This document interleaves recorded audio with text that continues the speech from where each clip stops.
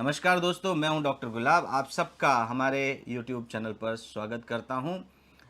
आप सब लोग स्वस्थ रहें, मस्त रहें, इसी आशा के साथ में मैं ये लाइव सेशंस करता हूं ताकि आप लोगों को ज़्यादा से ज़्यादा जानकारी प्रदान कर सकूं और आप अपने आप को वो जानकारी के माध्यम से स्वस्थ कर सकें और आसानी से घर में ही स्वस्थ रहने की कला सीख जाएं।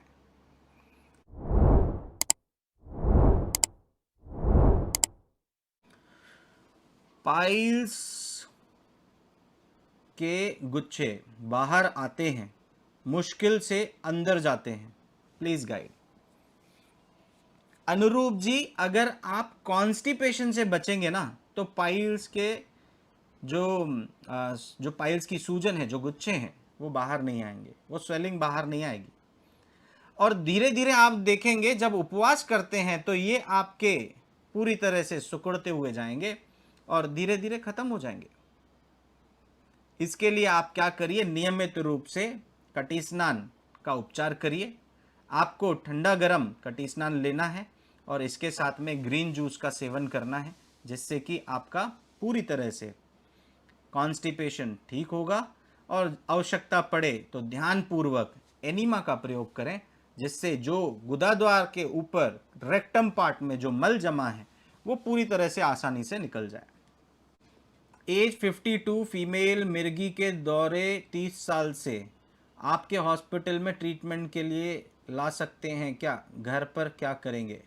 एक बार आपको इसके लिए रिपोर्ट्स भेजनी होंगी। इलेक्ट्रोलाइट इम्बैलेंस के कारण से और ख़ास करके नर्वस वीकनेस के कारण से ये प्रॉब्लम होती है। तो एक बार आप अगर रिपोर्ट्स भेजेंगे तो देखने के बाद में हम सजेस्ट करेंगे कि यहाँ पर लाना चाहिए या घर में ही उनका उपचार हो जाएगा। उपवास करवाइए, उपवास में काफ़ी लाभ होगा। उनको इंटरमिटेंट फास्टिंग का आप बता दीजिए। 16 घंटे का उपवास करना है और 8 घंटे का विंडो पीरियड रखना है खाने का। अगर वो करते हैं तो उसमें काफ़ी लाभ होगा। वीकनेस बहुत ज़्यादा रहती है। वीकनेस के लिए फटे दूध का पानी दिन के टाइम पे आप एक टाइम उसको आप लें 1 कप के बराबर, और 2 बार जो है नींबू पानी और शहद लें। इससे आपका वीकनेस पूरी तरह से ठीक होगा और काफ़ी आराम भी होगा। इसमें वीकनेस कम हो जाएगा। और ज़्यादा से ज़्यादा आपको चाहिए तो पिंड खजूर ले सकते हैं सेवन में, उसको आप खाइए थोड़ा सा, तो उससे आपको एनर्जी मिलती रहेगी। या किशमिश खाइए, मुनक्का खाइए, तो ये आप सेवन करेंगे तो इससे आपका वीकनेस कम होगा। और 4 बादाम, 2 अखरोट रात को भिगो के सुबह को आप चबा चबा के खा लीजिए और चबाइए तब तक जब तक उसका दूध बन जाए, मतलब मिक्स हो जाए पूरी तरह से मुंह में। उसके बाद अंदर लेना है ताकि एब्जॉर्प्शन अच्छे से हो जाए।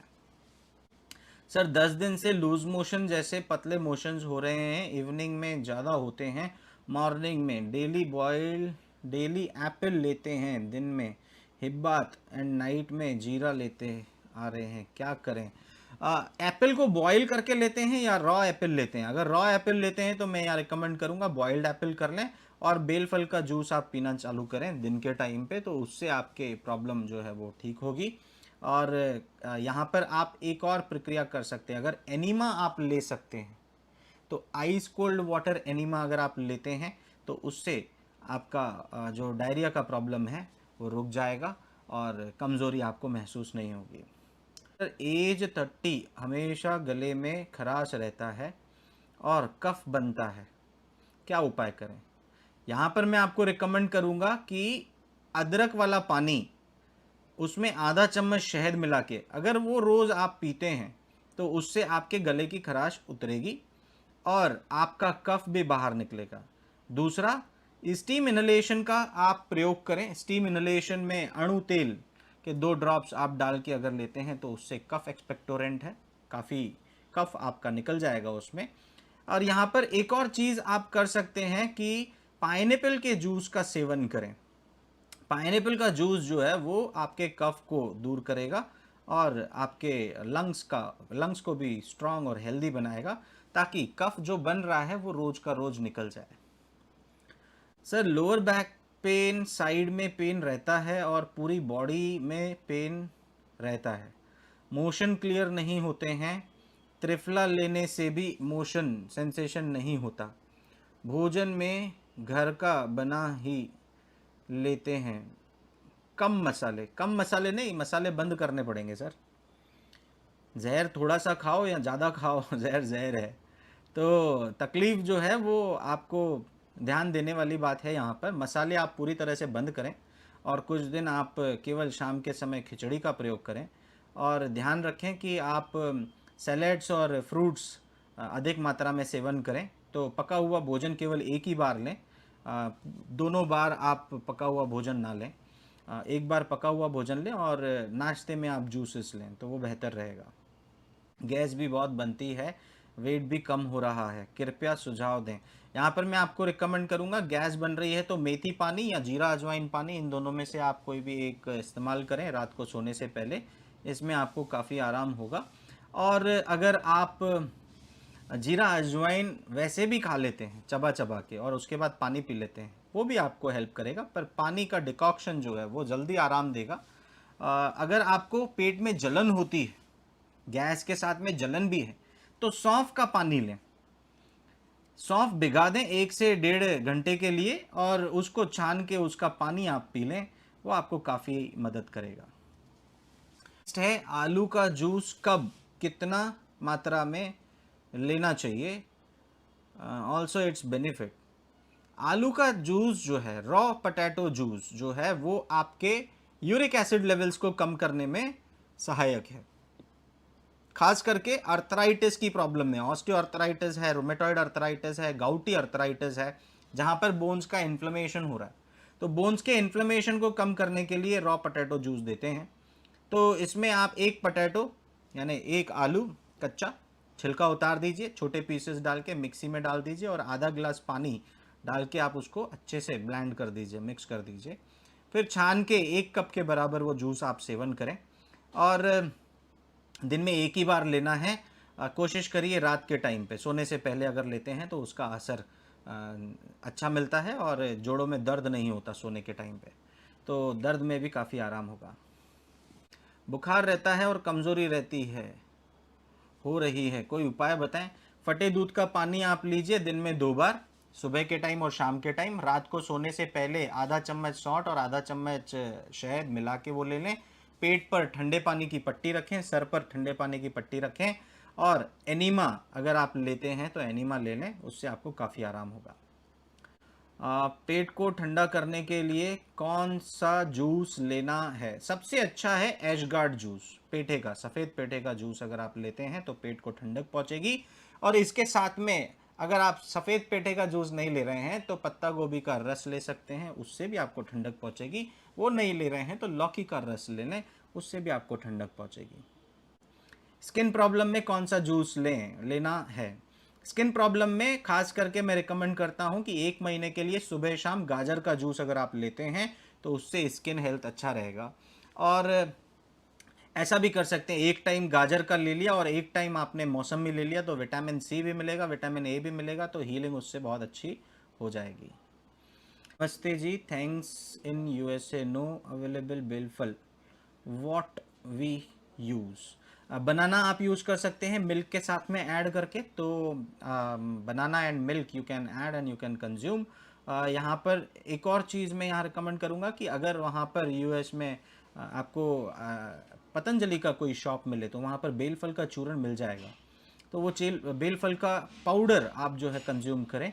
1 गिलास में 1 चम्मच पाउडर डाल के आप उसका सेवन, 1 गिलास पानी में 1 चम्मच बेलफल का पाउडर आप ऐड करके मिक्स करके उसका सेवन कर सकते हैं।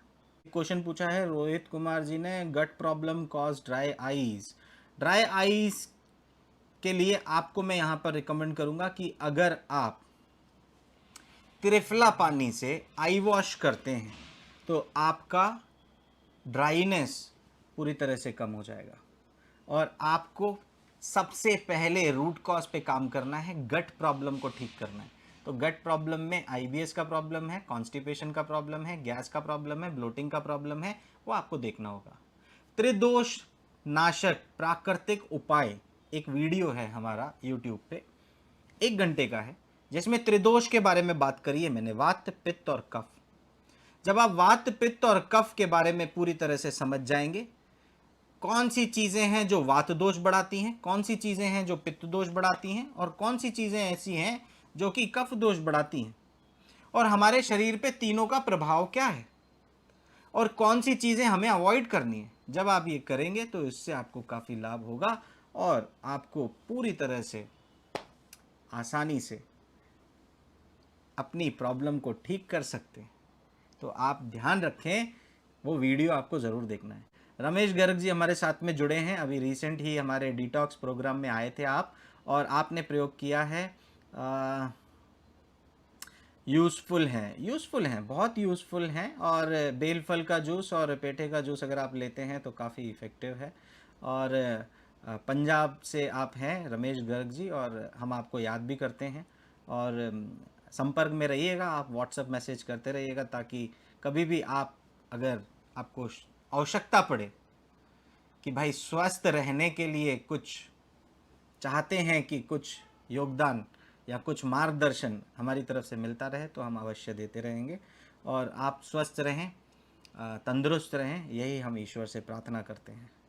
तो आज की इन्फॉर्मेशन अगर आपको पसंद आई और लगता है कि जो मैंने आपको सॉल्यूशंस बताए, इससे आप अपनी प्रॉब्लम को रिवर्स कर सकते हैं, इन्फॉर्मेशन अच्छी लगी है और इसमें जो समाधान मैंने आपको बताए हैं कि कैसे आप अपने प्रॉब्लम को रिवर्स कर सकते हैं, तो आप लाइक बटन ज़रूर प्रेस कर लें, उससे हमको भी अप्रिसिएशन मिलेगा अगर आपकी इन्फॉर्मेशन आपको अच्छी लगी है तो। दूसरा सबसे इम्पॉर्टेंट चीज़, अगर आप हमारे चैनल पर नए हैं तो सब्सक्राइब ज़रूर करें बेल आइकन के साथ में, ताकि जब कभी भी हम लाइव आएँ, आपके समक्ष आएँ, तो आपको एकदम से जानकारी मिल जाए। हर संडे को हमारे साथ में आप ज़रूर जुड़ें, सुबह को 11:30 बजे और शाम को 7:30 बजे। ऐसी ही इन्फॉर्मेशन मैं आप सबके लिए लेके आऊँगा, ताकि आपको ज्ञान मिले, स्वास्थ्य का ज्ञान मिले, आप स्वस्थ रहें, परिवार स्वस्थ रहे, समाज स्वस्थ रहे, तो स्वस्थ भारत का निर्माण अपने आप हो जाएगा। आप और हम मिलके ही स्वस्थ भारत का निर्माण कर सकते हैं। थैंक यू सो मच आप सबके लिए समय निकाल के आने के लिए। Thank you so much. जय हिंद, जय भारत।